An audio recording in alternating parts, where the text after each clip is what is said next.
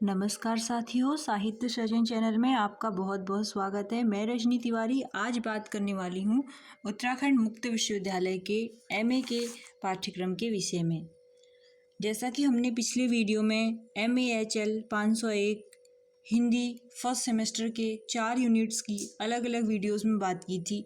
आज की वीडियो में हम इकाई 5 जिसका नाम है हिंदी साहित्य का आदिकाल, उद्भव एवं विकास, इसके बारे में आज हम चर्चा करेंगे।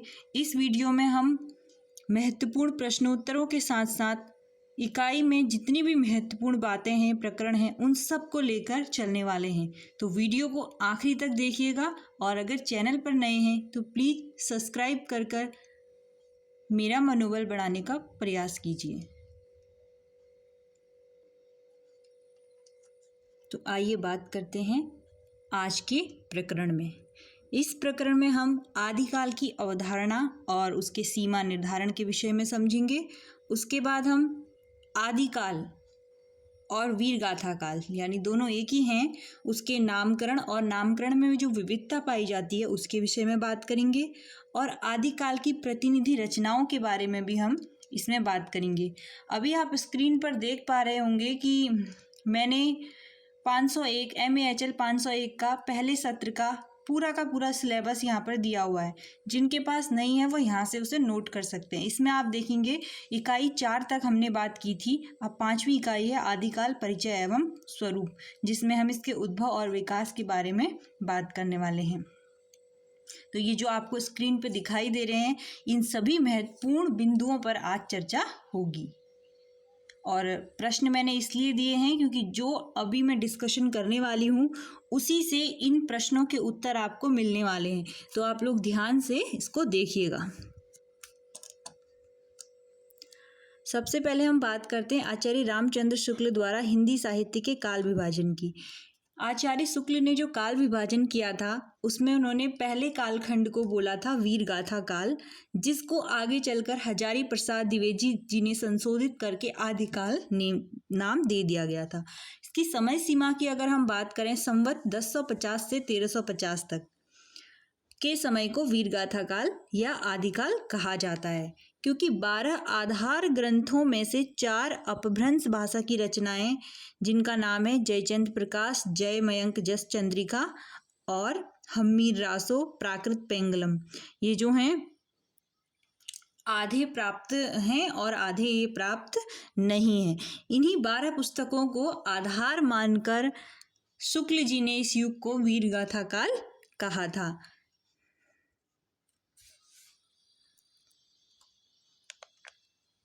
आचार्य शुक्ल के पास जो अन्य सामग्री और स्रोत हमें उपलब्ध होते हैं वे उनके धार्मिक एवं सांप्रदायिक मूलक बताए गए थे, पर बाद में हुए शोध कार्यों से यह पता चला कि वे धार्मिक और संप्रदाय मूलक ग्रंथ साहित्यिक उदारता से शून्य नहीं थे, अर्थात उनमें साहित्यिक उदारता भी हमको देखने को मिलती है।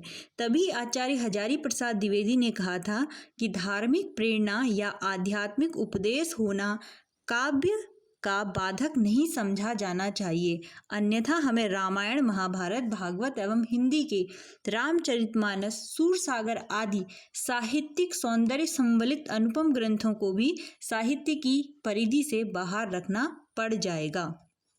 ये बात उन्होंने कही थी हजारी प्रसाद द्विवेदी जी ने। अब देखो यहाँ पर एक प्रश्न आ रहा है, वीरगाथा काल नामकरण क्यों अस्वीकार्य है? तो जो बात मैंने की थी उससे ये उत्तर निकलकर अभी बन सकता है। जैसे कि वीरगाथा काल नाम रामचंद्र शुक्ल जी ने उन 12 वीर रस प्रधान काव्यों को लेकर दिया था, जिनमें से 4 जो हैं वो पूरे नहीं मिल पाने के कारण वैसे ही किनारे रख दिए गए।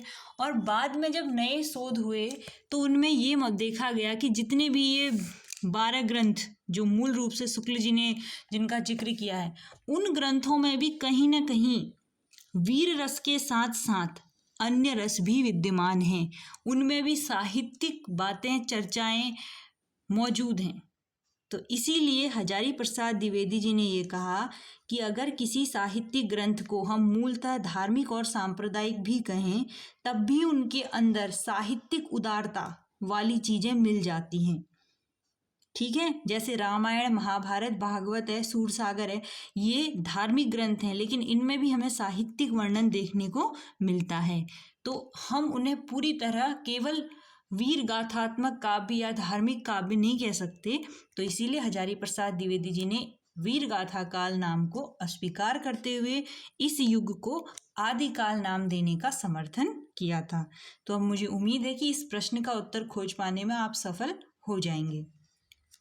दूसरा प्रश्न है, आदिकाल के विकल्प का चयन क्यों आवश्यक समझा गया? अब जो मैं टॉपिक आपको बताऊंगी वह इसका उत्तर होगा। हिंदी साहित्य के इस आदिकाल विकल्प की उपेक्षा करते हुए रामचंद्र शुक्ल ने से पूर्ववर्ती मिश्र बंधु, जिन्होंने मिश्र बंधु विनोद पुस्तक लिखी थी, 3 भाई थे, गणेश बिहारी, कृष्ण बिहारी और सुखदेव बिहारी, ने उसे प्रारंभिक काल, महावीर प्रसाद द्विवेदी ने उसे बीजपवन काल और राम कुमार वर्मा ने उसे संधि एवं चारण काल, विश्व प्रसाद मिश्र ने कहा था वीर काल और बच्चन सिंह ने कहा था अभ्रंश काल।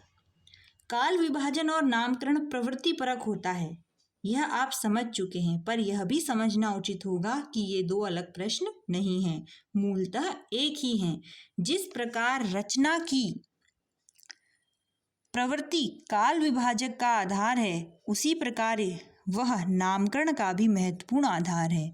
नामकरण के निर्मित में तब द्विविषय रचना कृतियों की बहुलता है और उन रचनाओं में प्रवृत्ति मूलक प्रतिशत निकालकर कालखंड विशेष का नामकरण किया जाता है।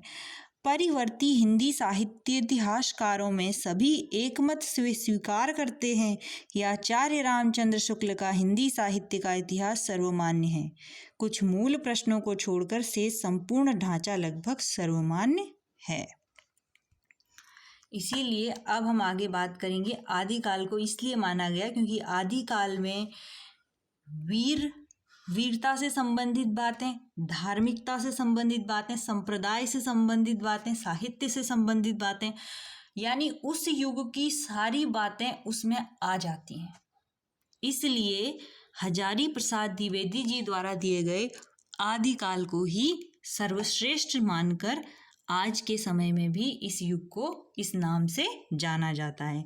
जब आप इस प्रश्न का उत्तर लिख रहे होंगे तो आपको ध्यान से इस बात को जरूर मेंशन करना है अपने उत्तर में कि शुक्ल ने इसे क्या बोला था, मिश्र बंधु ने इसे प्रारंभिक काल बोला था, महावीर प्रसाद द्विवेदी जी ने इसे बीजपवन काल बोला था, राम कुमार वर्मा जी ने इसे संधि काल या चारण काल बोला था, बच्चन सिंह जी ने इसे अपभ्रंश काल बोला था। क्योंकि जब आप ये सारी चीज़ें मेंशन करते हैं तो एग्जामिनर को यह पूरी तरह आभास हो जाता है कि आपने बेहतर ढंग से पढ़ाई की है, क्योंकि यही इस पूरे प्रश्न की महत्वपूर्ण बातें हैं। अब है आदिकाल का सीमा निर्धारण। ठीक है, हिंदी साहित्य के आरंभिक काल पर विद्वानों में पर्याप्त मतभेद हैं। इसके मूल में महत्वपूर्ण कारण अपभ्रंश भाषा की हिंदी में स्वीकृति या हिंदी से बहिष्कृति की मानसिकता है। पूर्व खंड के अध्ययन के बाद आप यह अवश्य ही जान गए हैं कि संपूर्ण भारतीय वाङ्मय में अपभ्रंश भाषा प्रचलित थी। उसमें कौन से परिवर्तनकारी बिंब कब आरंभ हुए, इसको सहज रूप से कह पाना संभव नहीं है, किंतु यह तो स्पष्ट है कि हिंदी भाषा में ये परिवर्तन सहज ही उभर गए हैं। वास्तव में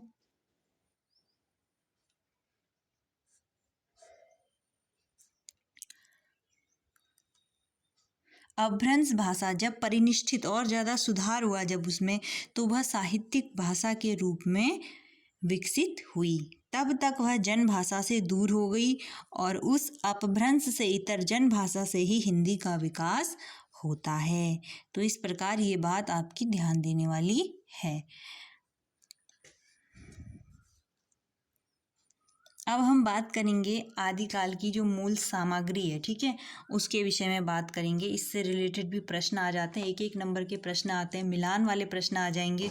ये आपने बिल्कुल रट लेने हैं। ये अगर आप हिंदी विषय से आगे कोई भी तैयारी करते हैं, मान लीजिए आप बड़े स्तर पे कोई भी तैयारी करते हैं, तो ये प्रश्न निश्चित तौर पे पूछे जाते हैं। इनमें रचना पूछ दी जाती है और लेखक का नाम या फिर लेखक रचना। सबसे पहले स्वयंभू हैं। स्वयंभू की रचना का नाम है पौमचर्यु या पद्य चरित रामचरित, जो पद्य में लिखे गए हैं।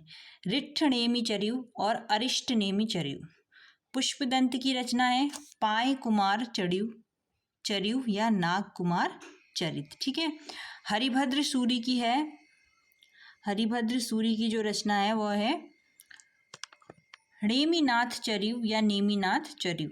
और धनपाल की क्या है, भविष्यत कहा। इसके बाद हम बात करते हैं ज्योतिंदु प्रकाश की है परमात्मा प्रकाश। आगे बढ़ते हैं हम।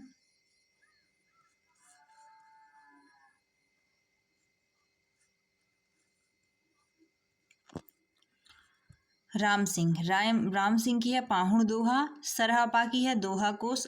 अधहमाण की है संदेश रासक। इसको ध्यान देना आप लोगों ने, इसको अधहमाण कहीं पर आता है नाम लिखा हुआ अब्दुल रहमान। ठीक है, कहीं पर इनका नाम क्या लिखा होता है, अब्दुल रहमान। और इनकी रचना का नाम क्या है, संदेश रासक। हेमचंद्र है प्राकृत व्याकरण दोहा काव्य। दलपति विजय है बीचल देव रासो। चंद्रप्रदायी है पृथ्वीराज रासो। कुशल शर्मा या कुशल लाभ कहीं पर लिखा हुआ आता है ढोला मारू दोहा लोक काव्य जो पत्थरों पर लिखा गया है। ठीक है। अज्ञात है वसंत विलास फागु। इसके लेखक के बारे में जानकारी नहीं हो पाई है। और विद्यापति की है कीर्तिलता। अमीर खुसरो की है पहेलियाँ।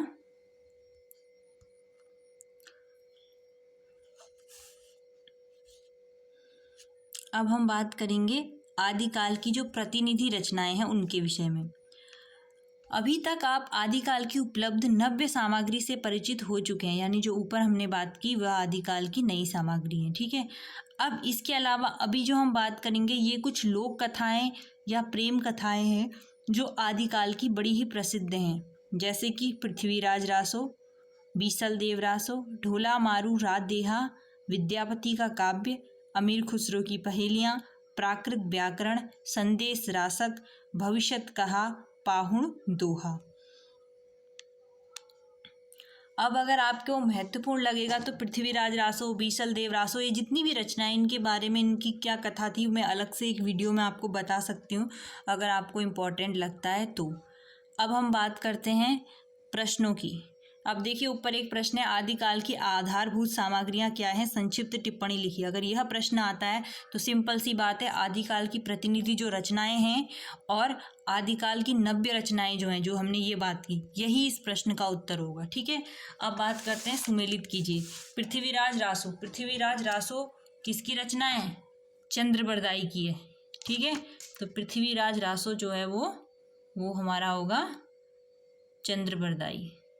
ठीक, पृथ्वीराज रासो चंद्रबरदाई की है। यहाँ से आप मिलाएंगे पृथ्वीराज रासो को, आप मिलाएंगे चंद्रबरदाई के पास। दूसरा है ढोला मारू रे दोहा जो कुशल शर्मा की है, इधर आएगा। बीसल देव रासो जो है, बीसल देव रासो है हमारी नलपति नाल की।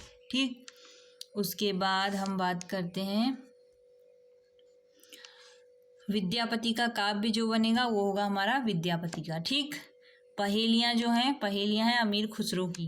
प्राकृत व्याकरण हेमचंद्र का है। ठीक, संदेश रासक अब्दुल रहमान जी का है। भविष्यत कहा जो है धनपाल जी की है। और पाहुण दोहा जो है वो राम सिंह की है। ठीक है। तो उम्मीद करती हूँ ये चीज़ें आपके बिल्कुल समझ में आ गई होंगी।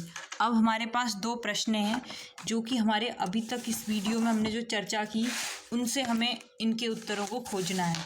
हिंदी साहित्य के आदिकाल के उद्भव एवं विकास पर एक विस्तृत निबंध लिखिए। यह प्रश्न जब आपका आता है तो आप आदिकाल से संबंधित जितना कुछ जानते हैं वह सभी आपने निष्कर्षतः लिख देना है। और जब भी इस तरीके के बड़े प्रश्न आते हैं तो प्रश्नों को लिखने का ढंग क्या होता है, जब आप उत्तर लिखना शुरू करेंगे तो सबसे पहले आपके उत्तर की शुरुआत होनी चाहिए प्रस्तावना से। अब आप कहोगे ये क्या कह रही है मैडम, या तो प्रस्तावना लिखोगे या फिर आप लिखोगे विषय प्रवेश। उसके बाद आप आदिकाल से रिलेटेड थोड़ी बातें लिखोगे। उसके बाद आदिकाल के उद्भव एवं विकास हेडिंग डालोगे और फिर आप विभिन्न विद्वानों के द्वारा आदिकाल की जो समय सीमा बताई गई है उसके बारे में लिखोगे। फिर आप लिखोगे कि विभिन्न विद्वानों ने आदिकाल को क्या क्या नाम दिए हैं।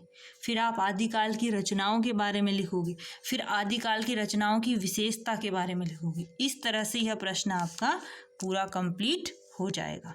ठीक है, समझ में आई बात आपके? उम्मीद करती हूँ कि ये बात जो है आपके समझ में आ गई होगी।